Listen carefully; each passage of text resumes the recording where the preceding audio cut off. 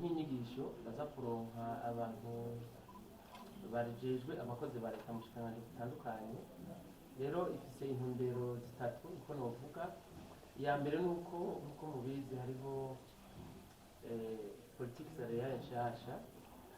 Iyo rero abajejwe abakozi mu bushikiranganji butandukanye bategerezwa kwigishwa neza ibirimwo, ikintu gikomeye cyane kuko ni kuko twahinduye ingendo muri rusange, kuko twara duharura imishahara y'abakozi ba leta siko bigiye kugenda, byarahindutse cyane.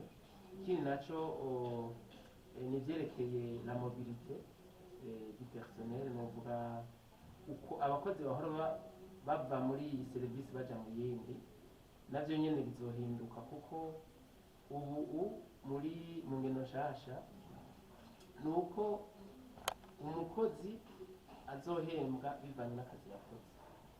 Iyo rero usanze abakozi barundanye muri serivisi imwe, ugasanga ahandi siho bari, ubu akazi ntikaba kariko kugwa neza. Abo barundanye hamwe bizogura ingene tubaharurira imishahara yabo, kuko notanga akarorero, urashobora gusanga ishure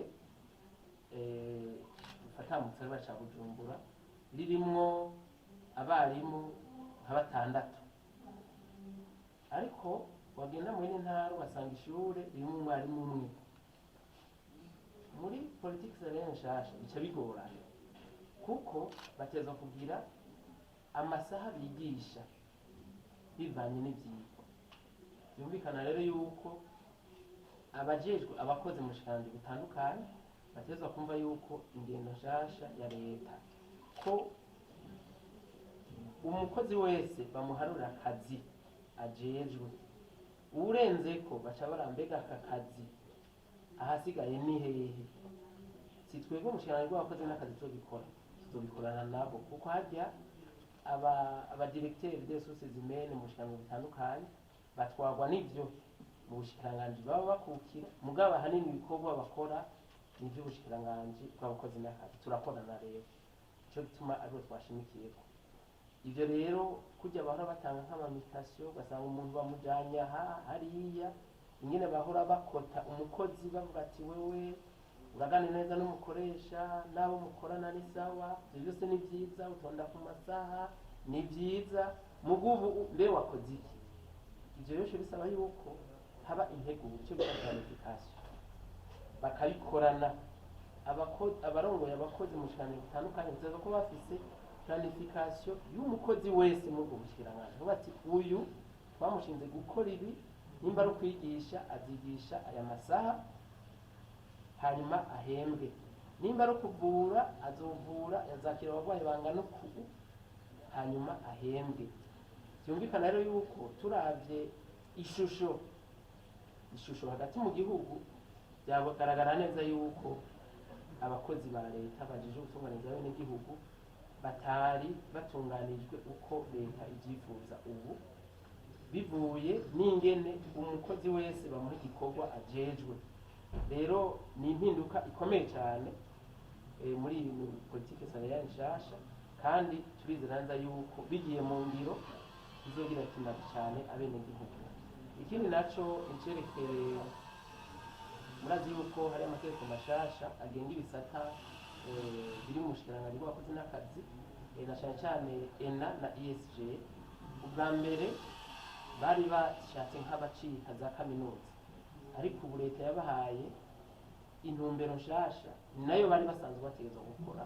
Ibyo bindi byo kwigisha nka kaminuza bikaza mu nyuma, nuko bakariza ubwenge abakozi ba leta. Haramenyewe kumenya yuko umufonctionnaire, ivyo twita umufonctionnaire, ari umuntu atonda ku kazi atagira programme, akicara ku kazi amasaha ageze agataha hanyuma agahera.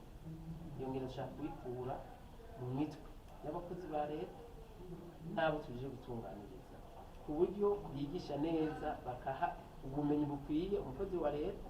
Nivyo ESG na ENA ijejwe, n'ubwo twabazanye kugira ngo duhindure ishusho.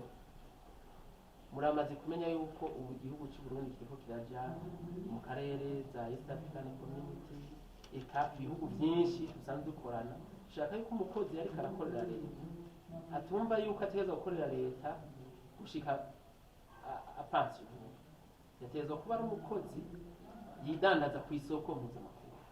Rero muri gestion de programme, gestion de projet naho nyene bakabigisha, kuko turamaze kubona yuko naho buboneka uburyo bwa leta muri aba mashyirahamwe mpuzamakungu asanzwe ashigikira imigambi ya leta, umukozi wa leta agiye kuvuga ati nanjye noja mu baje rya projet, kenshi baca bavuga ati abakorera leta ntibarimo. Ako kaje kubera bazi ko umufonctionnaire ari umuntu muri novuga bita ko adashoboye.